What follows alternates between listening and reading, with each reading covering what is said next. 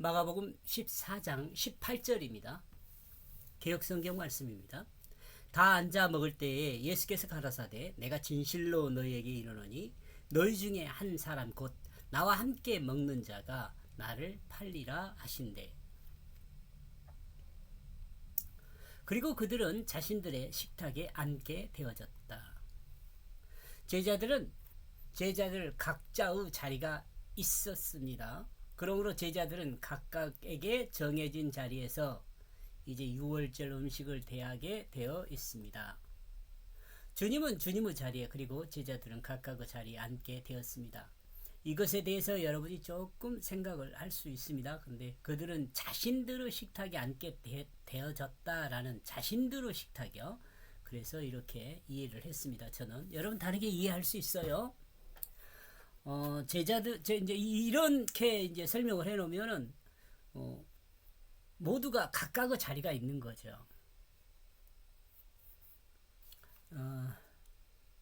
목회도 마찬가지고요. 각자의 자리, 그리고 준비된 각자의 자리, 주님은 주님의 자리를, 그리고 제자들은 각자에게 맡겨진 준비된 자리에 앉았습니다. 더 이상 자리에 높고 낮음에 대한 언급이 없습니다. 이런 점에서 볼 때 여기서 말하는 각각의 자리는 식탁에 앉아서 음식을 먹는 자리를 말하면서도 각자가 맡아서 임해야 할 제자들의 자리를 동시에 이야기하고 있다고 저는 생각을 했습니다. 그중 가장 긴박하게 언급되는 주님의 제자가 있습니다. 그 제자는 누구일까요? 그리고 그들은 먹고 있다.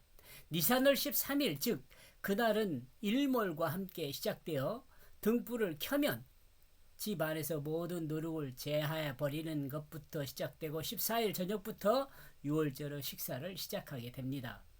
유월절 만찬의 순서를 정리하면 다음과 같습니다. 아마 이것은 그 디럭스 바이블에서 얻은 자료일 것 같아요. 아니면 성경 사전에서 얻은 자료이든가요. 축복을 기도한 후 첫째 찬의 포도주를 마시고 손을 씻고 기도하고 쓴 나물 하로세스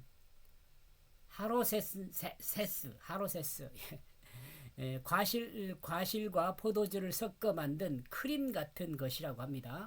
발라서 기도 후에 가족에게 먹게 했습니다. 고난의 빵으로 불리는 세 조각 겹쳐 무교병을 취하여 세 조각을 겹쳐 무교병을 취하고 애굽에서 조상의 고난을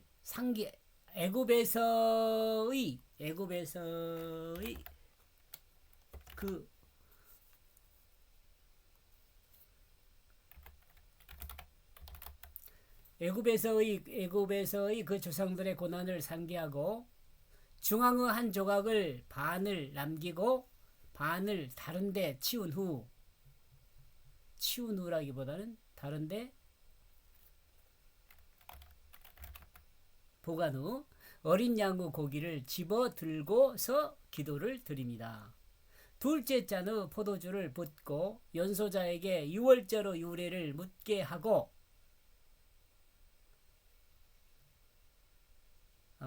가장이 그 쓴 나물 기타의 음식물의 뜻을 설명 후 잔을 가지고 축도하고 이것을 마시고 손을 씻어 축도를 합니다. 제1부 찬양은 시편 113편, 114편을 노래하고 우슬초를 바른 쓴 나물을 빵에 곁들여 먹고 유월절 어른 양의 고기를 먹습니다. 다시 앞서 치워뒀던 중앙의 빵의 반을 꺼내어 사람들에게 먹게 합니다. 5. 축복 후 잔이라 불리는 셋째 잔에 포도주를 부어 감사하고 마십니다. 문짝을 열고 넷째 잔을 들고 제2부 찬양으로 시편 115편에서 118편을 노래하고서 끝이 납니다. 이에 저희가 참여하고 감람산으로 나아가니라 란 제2부를 노래한 것으로 봅니다. 요거요. 이에 참여하고 감람산 나아가니라 이거 2부 노래를 한 것으로 보입니다. 6월절 대부분 같은 식구끼리 먹는 것이 보통의 예입니다. 이렇게 볼 때 예수님과 제자들은 이제 온전한 한 식구 가족으로서 존재한다는 것을 나타내고 있다고 봅니다. 성경은 예수님께서 예식을 진행하는 중 음식을 먹는 장면과 자녀들에게 교훈하는 내용을 표현하고 있습니다. 특이한 점은 예수님과 제자들이 6월절 식탁엔 어때요? 어린 양이 없죠. 그러나 주님은 자기를 어린 양으로 표현하고 있습니다.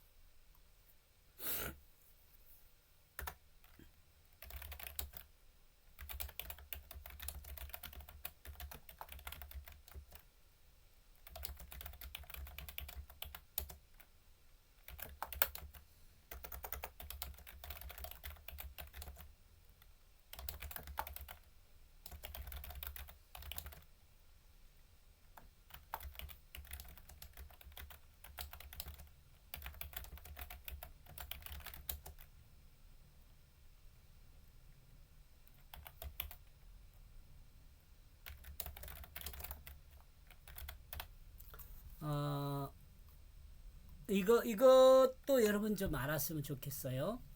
그러나 주님은 자기를 어린 양으로 표현하고 있습니다. 그리고 앞에서도 설명했지만 그 어린 양은 예수 그리스도이고, 자, 그 어린 양은 예수 그리스도이고, 그 예수 그리스도는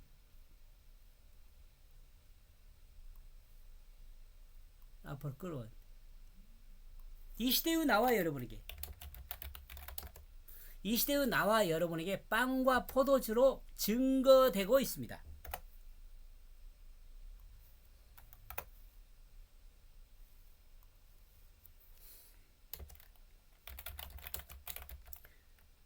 이러므로 우리는 성찬에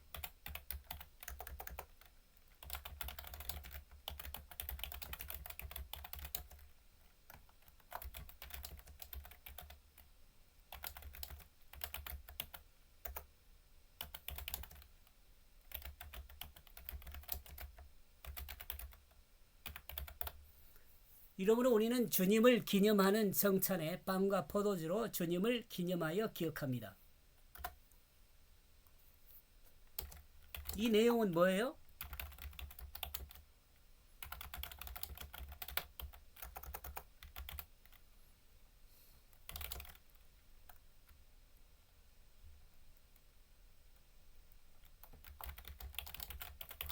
주님의 명령을 따르는 것이죠. 나를 기념하라는 주님의 명령을 따르는 것입니다. 그 예수가 말했다. 예수님은 고난을 경험할 자로서 이제 제자들에게 그 고난을 이야기하십니다. 특히 정확하게 이름을 언급하지 않았지만 예수님은 앞으로 실제로 일어날 일을 예수님께서 제자들에게 말씀하고 있습니다. 앞에서도 그랬죠. 나는 너희에게 사실을 말한다. 사실요. 유대인들이 6월절도 이와 같은 분위기였을 것이란 생각을 해봅니다. 축제 분위기 속에서 시작과 예식은 조상들이 얼마나 혹독한 고난을 겪었는지를 어른들에게 들으면서 자기 삶과 부모님의 삶을 생각하고 또한 조상들의 삶을 생각했을 것입니다. 그리고 자신이 어떤 모습으로 어떻게 하나님 앞에 살아야 할지를 생각했을 것입니다.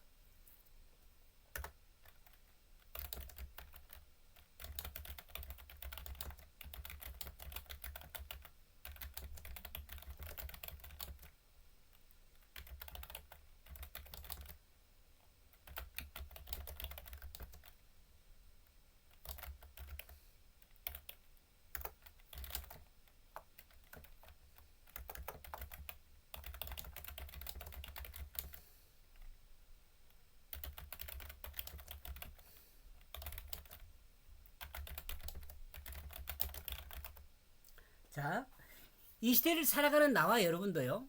이 시대를 살아가는 나와 여러분도 이 같은 기념일을 지켜야 합니다.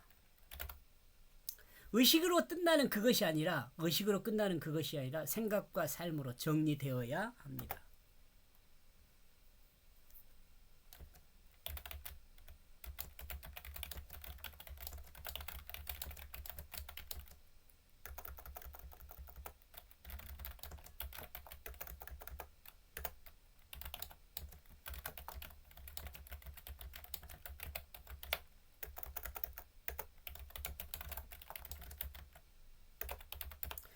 이 같은 삶이 하나님 말씀을 강하게 붙들 수 있게 합니다.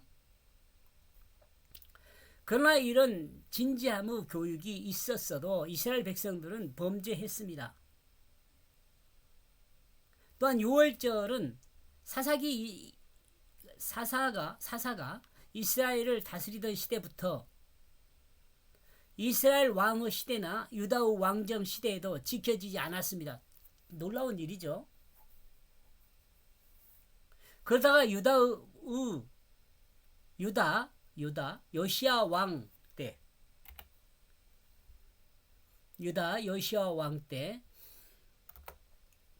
18년에 요시야 왕 18년에 예루살렘에서 다시 지켜지기 시작했다고 합니다.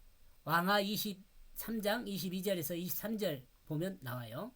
이렇게 명령했던 것을 다 지켰냐? 아니란 말이죠. 사사시대 사사가 이스라엘을 다스리던 시대부터, 여러분 사사기 보면은 그 이스라엘이 그렇게 말을 잘 듣는 하나님 백성이 아니에요. 다 여러분도 마찬가지입니다. 여러분 이스라엘만 그런 게 아니고.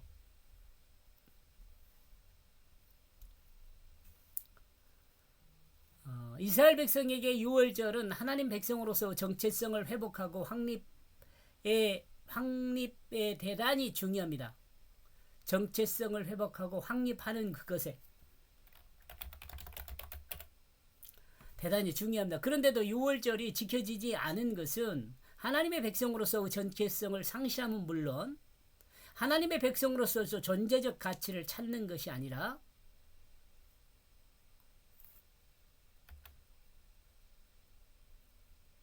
개인 자기의 욕심에 따른 존재적 가치를 기준으로 선택하게 하는 원인이 되기도 했다는 생각입니다. 아마도 이런 이유로 하나님과 관계는 멀어질 수밖에 없었을 것으로 생각이 됩니다. 나와 여러분도 만약에 이런 어떤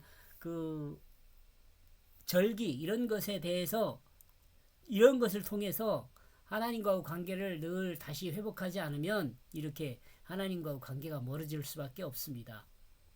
현대를 살아가는 그리스도인에게 유월절과 같이 그리스도인으로서 정체성을 확립하게 하는 것은 어떤 것이 있을까요? 특히 교회 공동체를 지도하는 목회자에게 이 부분은 대단히 중요한 부분이라 할 수 있겠습니다. 만약 그리스도인으로서의 정체성을 확립하게 하는 어떤 것이 있다면 공동체를 통합하고 움직임에 효과적일 수 있기 때문에 그렇습니다.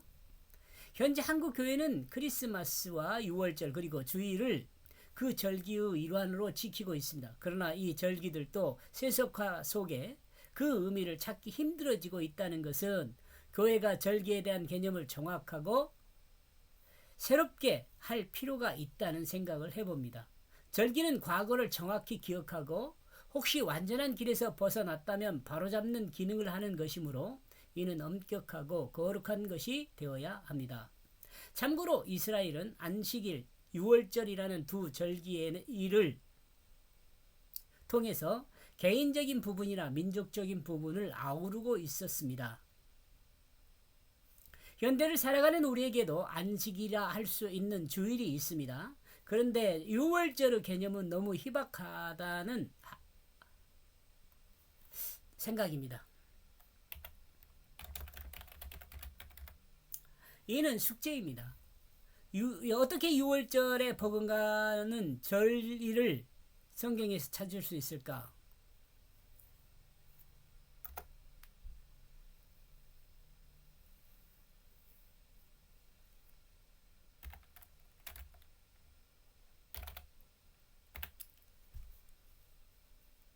그리고 그 절기를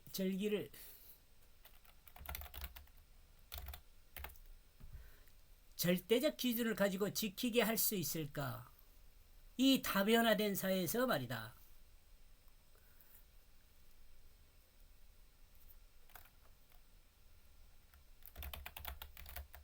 현재의 이 다변화된 사회에서 우리 그 개혁 교회도 너무 다변화돼 있잖아요.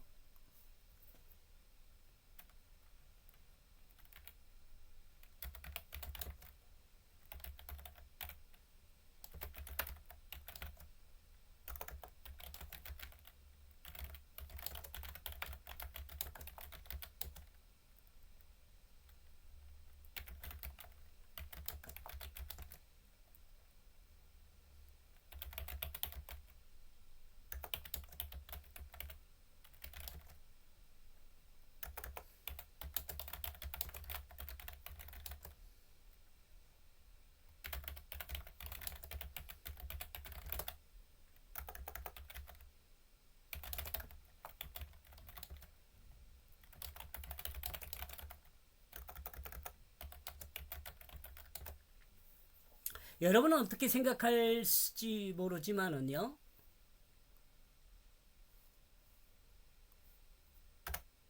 현재의 이 다변화된 사회에서 말이다라고 했는데 이걸 앞으로 붙이고요.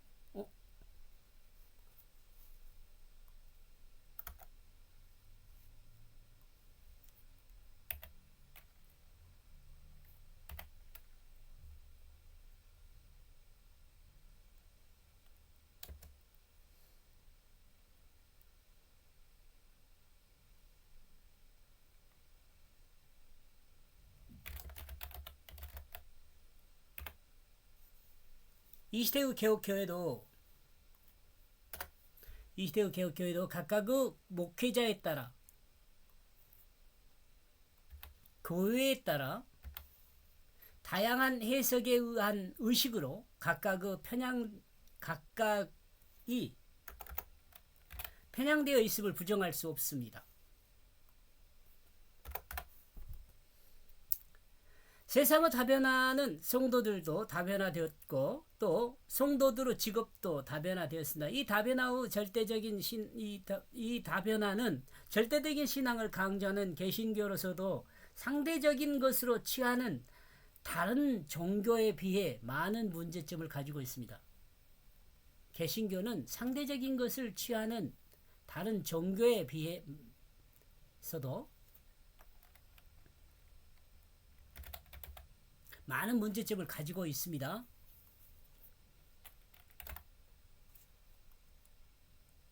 구원파에서는 이 정체성을 확립하기 위해 구원받았다는 정확한 시점을 꼭 가질 수 있도록 하고 있습니다.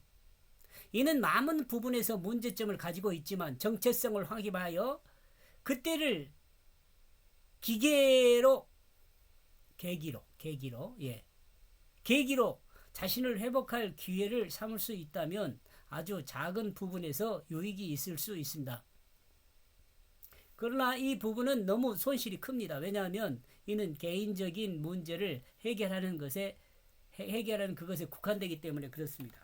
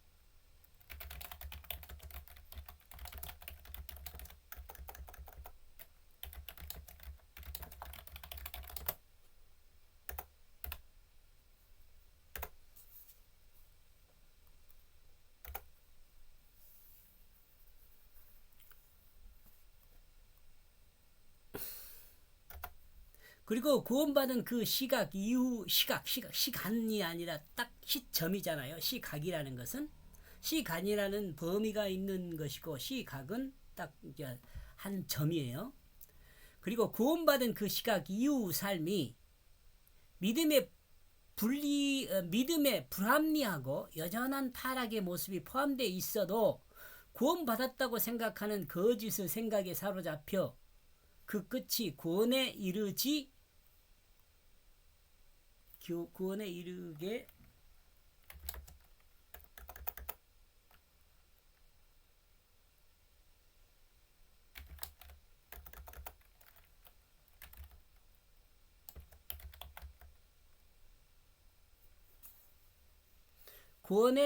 하지 못하기 때문이다.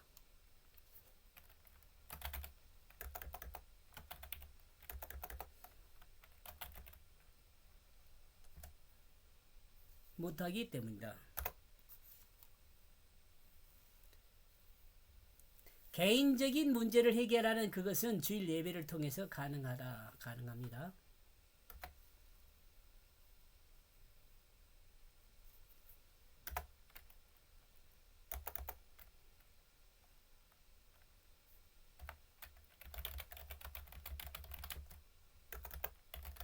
그리스도인의 개인적인 문제를 해결하는 그것은 주일 예배를 통해서 가능합니다.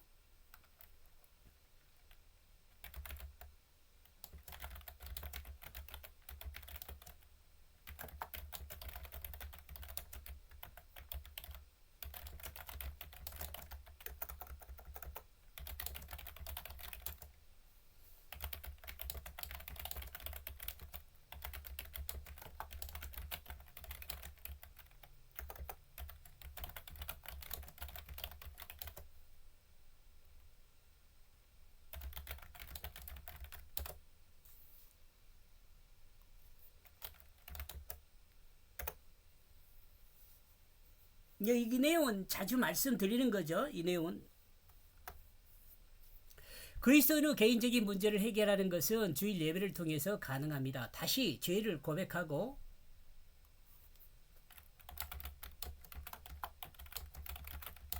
주일 예배 안에서 다시 죄를 고백하고 예수 그리스도 십자가와 부활을 믿음으로 자기가 죽은 것과 자기가 예수 생명으로 거듭난 을 믿음으로 새롭게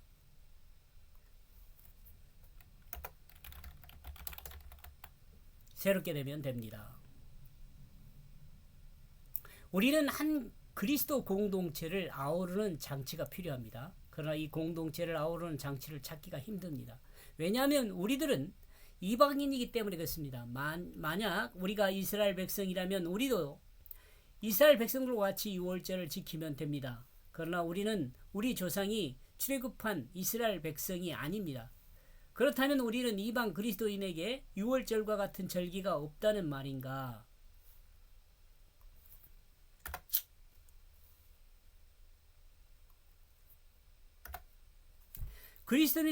그리스도인으로서의 정체성을 확립할 수 있는 그런 장치는 없다는 말인가? 이에 대한 답은 다음과 같은 두 가지 장치를 합하여 그 절기를 지키는 것이 합당하다고 봅니다. 이스라엘 백성은 출애굽하여 홍해를 건너게 됩니다. 이를 바울은 세례를 받은 것으로 해석했습니다. 그리고 유월절을 통해서 주님은 그 출애굽을 설명하고 있습니다. 그리고 그 설명은 떡과 포도주를 통해서 설명하신 것입니다. 그러므로 우리 이방 그리스도인은 세례와 유월절의 떡과 포도주를 통해서 그리스도인의 정체성을 확립하고 공동체로서의 정체성을 확립하는 길이 있다는 것을 생각해 볼 수 있습니다. 바울은 고린도전서 10장 1절에서 4절에 조상들이 구름과 바다 가운데 지나면서 세례를 받았다고 설명을 합니다. 이스라엘 백성의 정체성이 출애굽이며 이 출애굽의 핵심이 유월절에 있습니다. 그러므로 바울은 그리스도의 정체성을 세례로 보는 것이라고 생각할 수 있습니다. 세례로 보는 것으로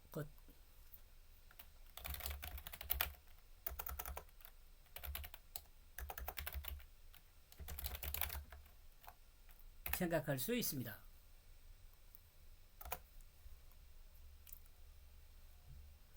즉 구원받은 백성의 가장 구체적인 표가 바로 세례입니다.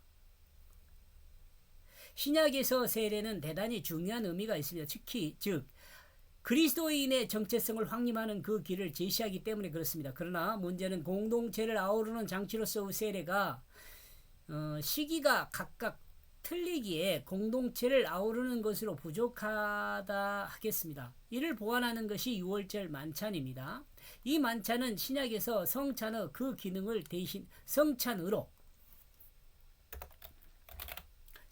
그 기능을 대신하는데 그 기능을 예수 그리스도를 기념하는 그것에 그 초점이 집중되어 있습니다.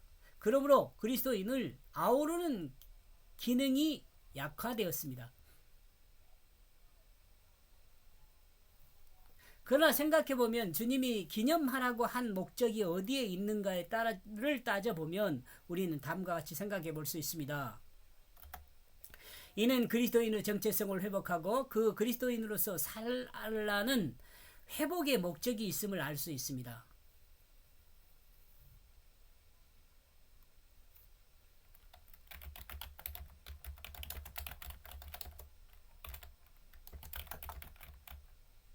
기념하라는 주님의 이 말씀은 그리스도인의 정체성을 회복하고 그리스도인으로 살라는 회복의 목적이 있음을 알 수 있습니다.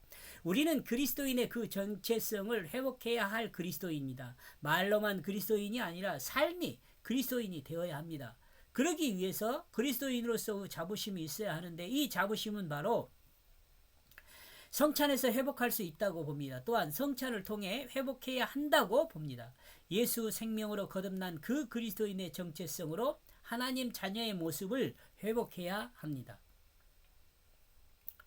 주님이 말씀해 주신 사실은 6월절 축제에서 즐거운 소식이 아니라 어쩌면 참혹한 소식이었을 것입니다.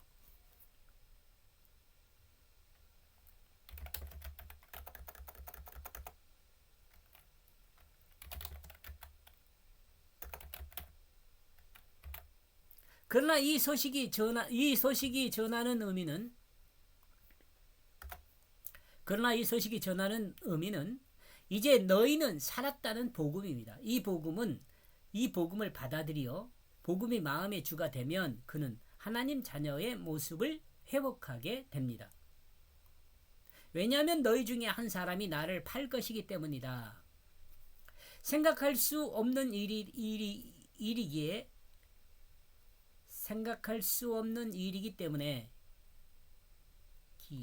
그럽시다.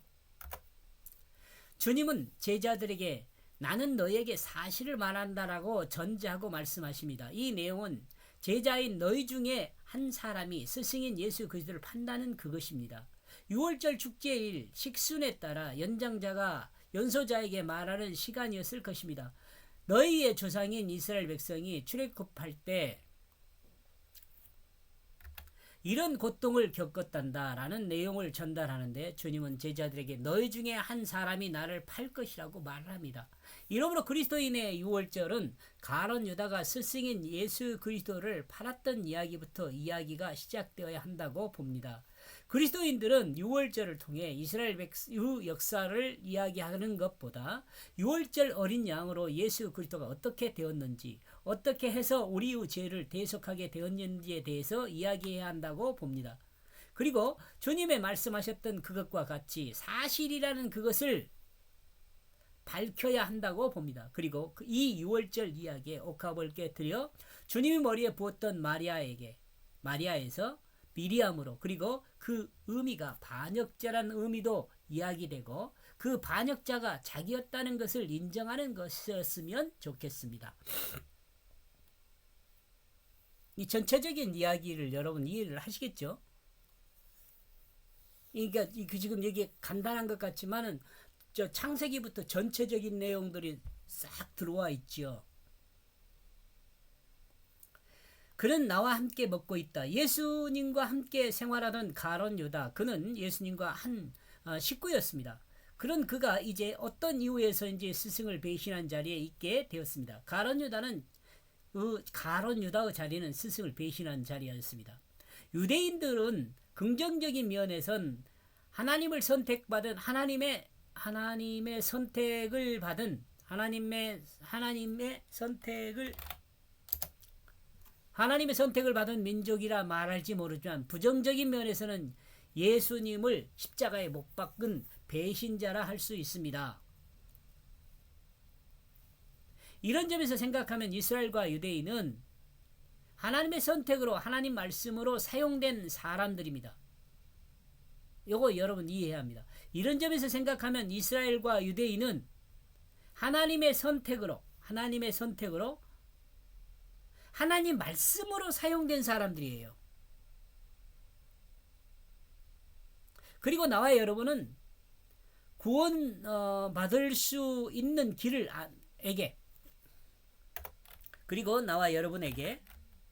구원받을 수 있는 길을 안내하는 하나님 말씀으로 성경에 기록되어 있습니다.